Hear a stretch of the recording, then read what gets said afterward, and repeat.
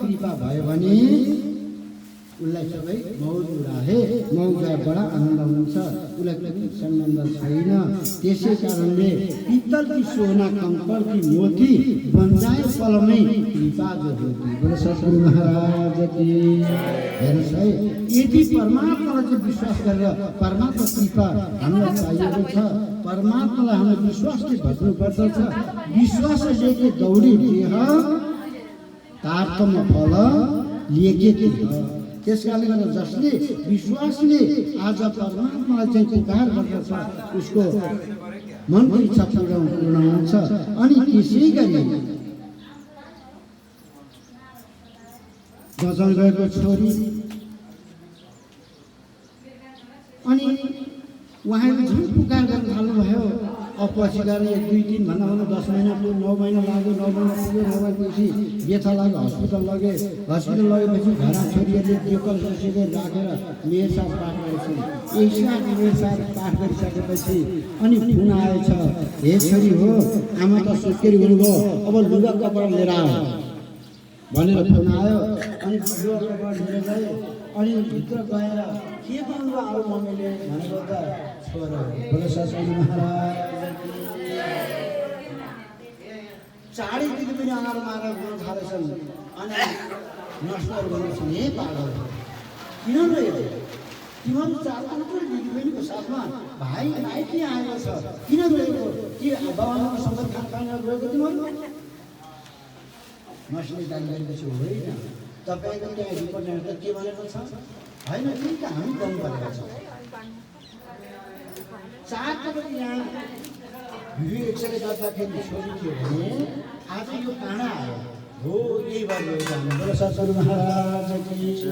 आज दाजुको कृपा, आज परमात्मा कृपा हामीले मेहचार पाठ गरेकोले यो मेहचार प्रसाद हो। यो त्यसकारणले यसको नाम मेहचार भनेर राखेको छ।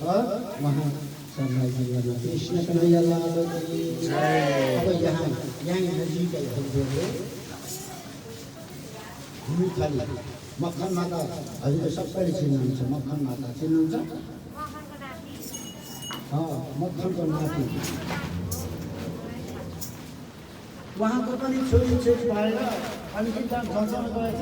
फेरि छोरी भइसकेपछि अनि बुहारी भन्ने हालिदिन्छु, सासू भन्ने हेर्बाबु म 2 लाख ब्याङ्कमा राखिदिन्छु, अब मैले नफाल भन्ने सासू, म फाल्तु भन्ने बुहारी।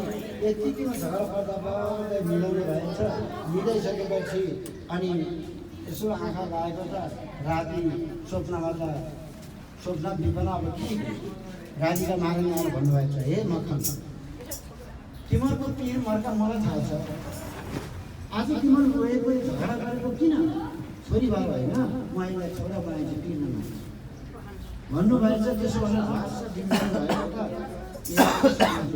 यो सोपाती थियो। अचम्म लागेको छ। एकछिन फेरि त्यसै त्यो मनन गर्दै गर्दै फेरि आँखा लागेछ।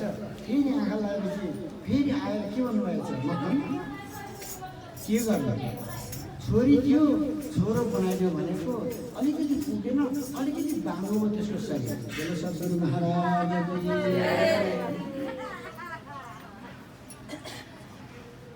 पिर्न मान्नु है, अलिकति बाङ्गो छ भनेको थियो। अहिले त्यस्तै हुनुहुन्छ। हेर्नुहोस् है, यी हाम्रै या काठमाडौँ जिल्लामा हाम्रै भूमिथलीमा मक्खन माताको नाति भएर हजुर दर्शन गर्नुहुन्छ।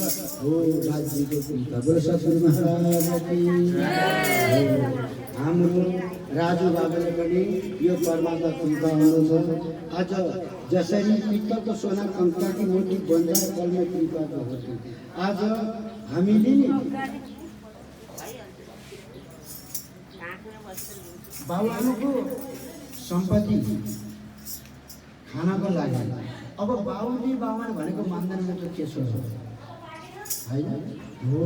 आज बाबुआमाले नराम्रो कर्म गरेको छ भने त्यसलाई छोडेर शुद्ध कर्म गर्ने। यदि बाबुआमाले शुद्ध कर्म गरेछ हामी उल्टो छ भने किन उल्टिसो उल्टा प्रेम गरेछौँ हो। यस्तो प्रकार गरियो भने सबै कुरो राम्रो भएर जान्छ। हाम्रो यो पनौती बाँड्ने भन्ने ठाउँमा दुईटा दाजुभाइ, तपाईँहरू दुईटा दाजुभाइमा अनि सँगै हामीले पारा लगाइयो। पारा लगाएपछि त्यो गाउँमा एउटा छाप्रो सानो घर त दुईवटाले थियो, बाँसो भन्ने ठाउँमा दुईवटा घरमा ती मत परिवार हुन्।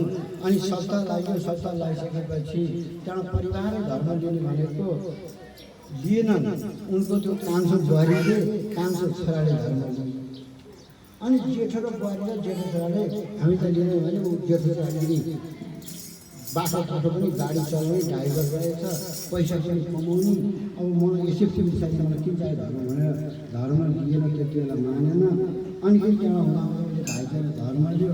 धर्म लिएपछि त परमात्मा पित्तलको सोना सङ्कल्प लिएको भनेको यही हो। परमात्मा कहाँ खानुको उसले त धर्म लिएपछि सट्ट यता या कहाँ यता आएर समाजशास्त्र सङ्गत भेटाएर अनि त्यहाँ बसेर अनि हुँदा त्यहाँ कोठा बसेर यसो एउटा जाहिर खाएछन्।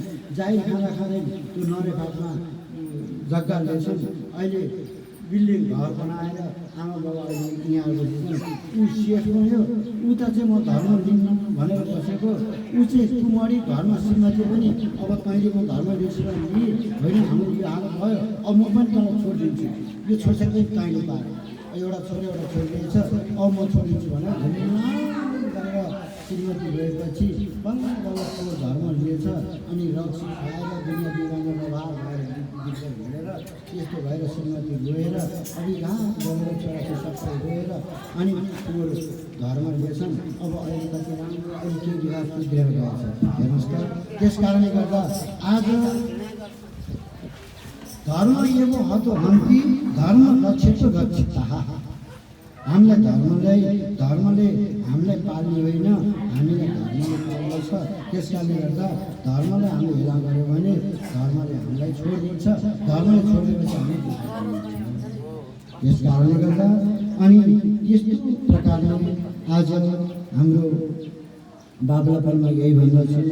आज हामीलाई यो जुन नजान्दामा नगर्ने कर्महरू हामीलाई बाबुबाजेले सिकाए, नखाने कुनै खाना जानियो, हामीले पनि खाइयो, हामीले पनि गरियो। म के गर्दा थिएँ बच्चामा त्यो गाउँमा गयो भनेदेखि अरू त चोरिन, काँक्रा चोर्थेँ।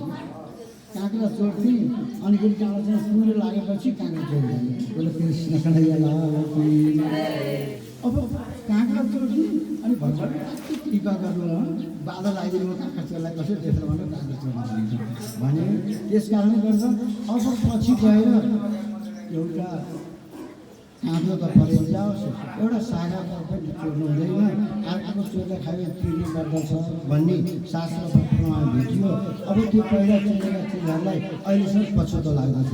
धिक्कार के गर्ने, अब त्यो पछि म तिर्न जानुपर्ने हो कि जस्तो लाग्दछ। त्यसै कारणले गर्दा आज हामीलाई धर्मले के गर्छ भन्दा सबैतिर हामीलाई जोगाएर हामीलाई पवित्र बनाउँदछ र परमात्मा समृद्ध बनाउँदछ। कृष्ण कन्हैया लाल की यसरी हामीलाई भन्नुहुन्छ। यो अवसर चाहिँ हामीलाई मानवका अखण्ड फल पाइए, सोच्नु पाइए, वृथा कमाइए। यो मनुष्यको देहलाई त्यसै नगुमा है। आज देहलाई सबैले प्राप्त गरेको छ नि, यो वृक्षले पनि देह प्राप्त गरेको हो, गाई भैँसीले देह प्राप्त गरेको हो, किराले देह प्राप्त गरेको हो, अनि पशु पक्षीले पनि देह प्राप्त गरेको हो।